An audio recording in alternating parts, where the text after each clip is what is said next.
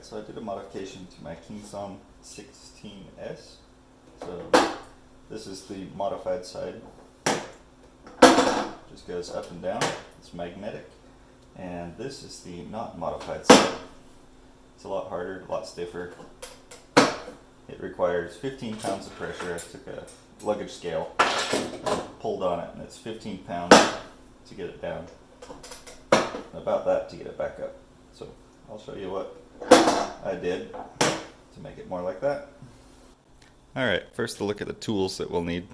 So a hammer, a pin to push the pin out. I just use a screwdriver extension there. It doubles as a screwdriver for something else. So a wrench to get a little more leverage on the Allen wrenches, a 5mm, 2.5mm, and then a hot glue gun, some sort of rag, and some magnets. So these are the ones that I've got. They could be a little thicker. I have to double them up. I'll show you that. And then I got an assortment of these sizes. So I'll put these in the description. But this is the size that works the best. So these magnets that came in this package came with 3M strips and little dividers between them to make it easier to get them apart. So, and a marker to mark the polarity. Okay, so we're going to start with the 5mm Allen wrench. Got to get in here. See, it's not long enough unless you've got long ones to get in on that side. That's why we need a little more leverage with this wrench. All we got to do is break it loose, and then it'll come out. So it's just a little plug, and it's the same on the other side.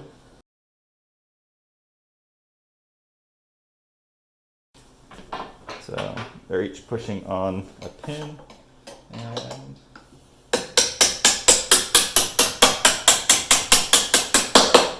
once you do that, you can get this out. So this is directional. One end is rounded off, one end is square, so when you go to put it back in, I like to push the rounded off end in first. It lines everything up when it goes in. So, alright, that'll pull this off. So now I'm going to unscrew these, and then I flip this over. This is a spring that keeps the tension on this, and there's a little groove where this spring fits in to keep it up or down. So instead of taking it off and losing it, I'm going to unscrew this and just flip it over and screw it back on. That way it's all here if I ever decide to go back. And then I'll wipe off all the grease on this. You can see there's some dirt and garbage in here. So I'll wipe all that off, and then we'll get to the good part. Alright, so there it is, all cleaned up. This is the spring that was this direction. I'm just going to flip it over and put it back on.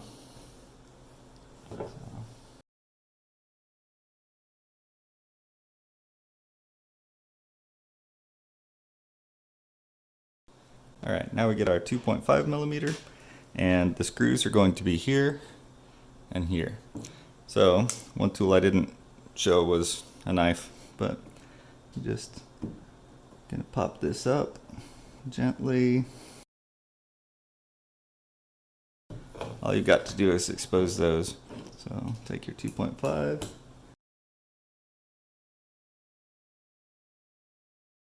Alright, so I got those off, and that just lifts off.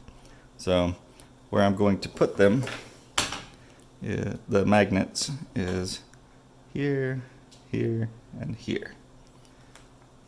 Alright, let me show you a trick. So I take each of these. I just found one that fits right in there. Now watch, if you do this, they're gonna fly all over. So to keep the polarity, I'm going to mark 3 of them while they're together. Just mark the top sides. So pop this one off, and then mark the top side, pop that off, and finally mark one last one. So what this allows me to do is make sure that they're all the same polarity.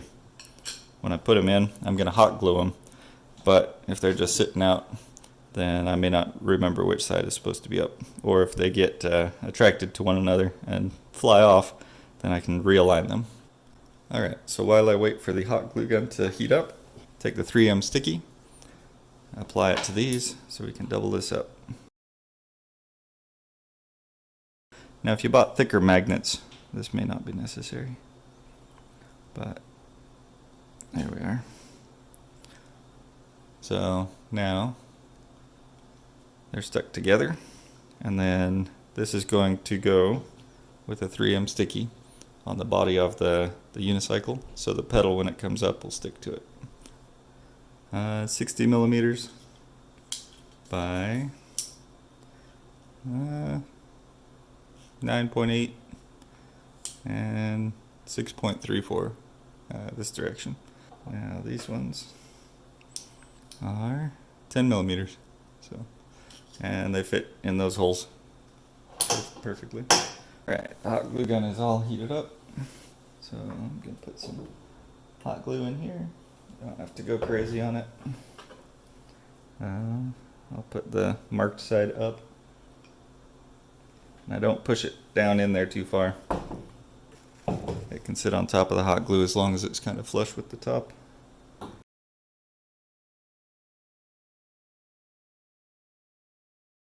And this is where marking them comes in handy. You can see they're all the same polarity.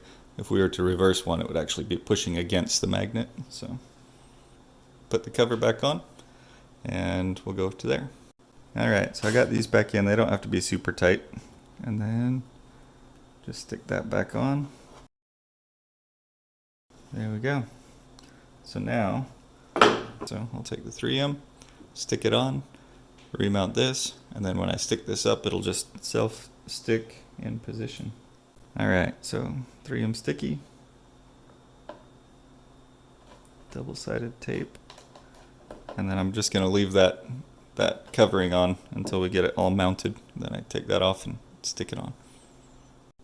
Alright, so putting it back on is just the opposite of taking it off, which you can actually put one of these in beforehand. Just don't screw it too deep. You know, a couple turns of the thread is good. Then I'm going to set it here. Take the rounded end as opposed to the flat end. Stick it in. And borrow my screwdriver tip. Oop, sorry. Screwdriver tip goes in here, tapped in. I guess that's it. It went in easy.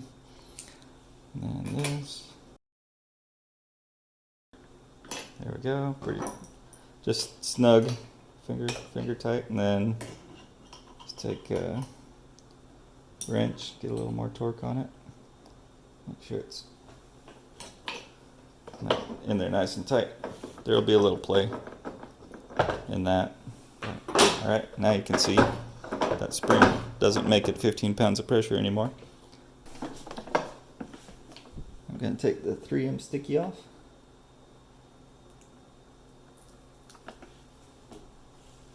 Alright, and clean this part off. If it's very dirty or greasy, I would suggest using alcohol. But so now,